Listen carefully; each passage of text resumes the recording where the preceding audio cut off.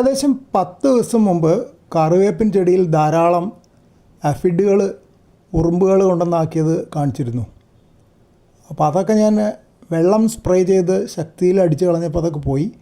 കുറച്ച് കഴിഞ്ഞപ്പോൾ 1-2 ബാക്കിയുണ്ടായിരുന്നു. അത് വീണ്ടും സ്പ്രേ ചെയ്തപ്പോൾ കംപ്ലീറ്റ് പോയി. വീണ്ടും ഉറുമ്പുകൾ തിരിച്ച് വേറെ അഫിഡുകളെ കൊണ്ടുവരുമെന്നൊരു സംശയം ഉണ്ടായിരുന്നു. പക്ഷെ ഇപ്പോൾ ഒരു ഏകദേശം 10 ദിവസമായിട്ട് രണ്ടാമതൊന്നും എത്തിയിട്ടില്ല. ഉറുമ്പുകൾ എത്തിയിട്ടുണ്ട്, പക്ഷേ അഫിഡുകൾ എത്തിയിട്ടില്ല.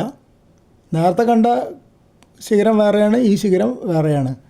അപ്പോൾ ഇതിങ്ങനെ തുടരുകയാണെങ്കിൽ ഒരു സമാധാനമുണ്ട്. പക്ഷേ ദിവസവും നിരീക്ഷിക്കേണ്ടി വരും എപ്പോഴാണ് ഉറുമ്പുകൾ വീണ്ടും ആഫിഡുകളെ കൊണ്ടുവരുന്നതെന്ന്. കൊണ്ടുവന്നാൽ ഉടനെ തന്നെ കുറച്ചെണ്ണം ഉള്ളപ്പോൾ തന്നെ വെള്ളം ശക്തിയിൽ ചീറ്റിച്ചിട്ട് കളയേണ്ടി വരും, അല്ലെങ്കിൽ അത് പെട്ടെന്ന് ധാരാളമായിട്ട് പെരുകും. കറിവേപ്പിൻ ചെടിയുടെ തണ്ടിൽ ഉറുമ്പുകളെ കൂടാതെ വേറൊരു തരം പ്രാണികളെ കണ്ടോ? അവയാണ് ആഫിഡുകൾ. ഉറുമ്പിൻ പശു എന്നും ചിലപ്പോൾ വിളിക്കാറുണ്ട്. ഈ പ്രാണികളിൽ നിന്ന് ഹണി ഡ്യൂ എന്ന് പറയുന്ന ഒരു ദ്രാവകം ഉണ്ടാവും. ഉറുമ്പുകൾക്ക് അത് വളരെ ഇഷ്ടമാണ്. അതുകൊണ്ട് ഈ പ്രാണികളെ ഉറുമ്പുകൾ വളർത്തുന്നു എന്ന് വേണമെങ്കിൽ പറയാം. സാധാരണയായിട്ട് ഇതുപോലത്തെ വേറൊരു പ്രാണീനെ കാണാറുള്ളത് പയർ ചെടിയിലാണ്. ധാരാളം അതിന് മണ്ടരിങ്ങ എന്നാണ് നമ്മളിവിടെ നാട്ടിൽ പറയാറ്. ഇഷ്ടം പോലെ കാണും. അത് വന്നു കഴിഞ്ഞാൽ പിന്നെ വളരെ ബുദ്ധിമുട്ടാണ്. ആ പ്രാണികൾ സാധാരണ കറുപ്പ് നിറമാണ്. ഇത് ഏകദേശം ഒരു ക്രീം കളറാണ് കറിവേപ്പിൻ്റെ ചെടിയിലുള്ളത്. ഇത് ഇടയ്ക്കിടയ്ക്ക് കാണാറുണ്ട്. അപ്പം ഞാൻ എന്താ ചെയ്യാമെന്നറിയോ? മിക്കവാറും രാവിലെ നനയ്ക്കാൻ പോകുമ്പോഴാണ് ഇത് കാണാറ്.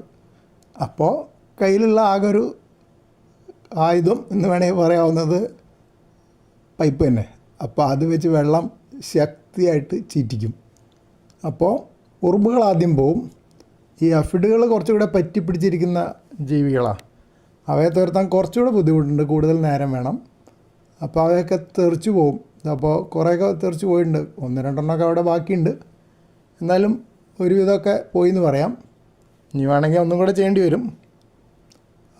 ഇതിനൊരു പ്രശ്നം എന്ന് പറഞ്ഞു കഴിഞ്ഞാൽ പിറ്റേ ദിവസം നോക്കിയിട്ടുണ്ടെങ്കിൽ കുറച്ചെണ്ണമൊക്കെ തിരിച്ചു വന്നിട്ടുണ്ടാവും.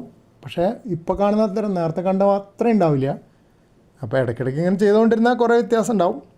പക്ഷെ പലപ്പോഴും മടി പിടിക്കുന്നു മാത്രം. ഇത് വെള്ളം ചൂറ്റിച്ച് കഴിഞ്ഞ ശേഷം എടുത്ത വീഡിയോ ക്ലിപ്പാണ്. ഇലകളുടെ ഏണുകളിലൊക്കെ കുറച്ചെണ്ണം ഇരിക്കുന്നുണ്ട്. അത് അവിടെ വെള്ളത്തിൻ്റെ ശക്തി അത്ര കിട്ടില്ലല്ലോ. എന്നാലും ഒരുപാട് വ്യത്യാസമുണ്ട്. അപ്പോൾ ഇങ്ങനെ കണ്ടു കഴിഞ്ഞാൽ ഒന്നും കൂടെ ഞാൻ ശ്രമിക്കും. അപ്പോൾ ഒരു 90% പോയിന്ന് വരും. എന്നാലും അവിടെ ഇവിടെയൊക്കെ ഓരോന്നുണ്ടാവും.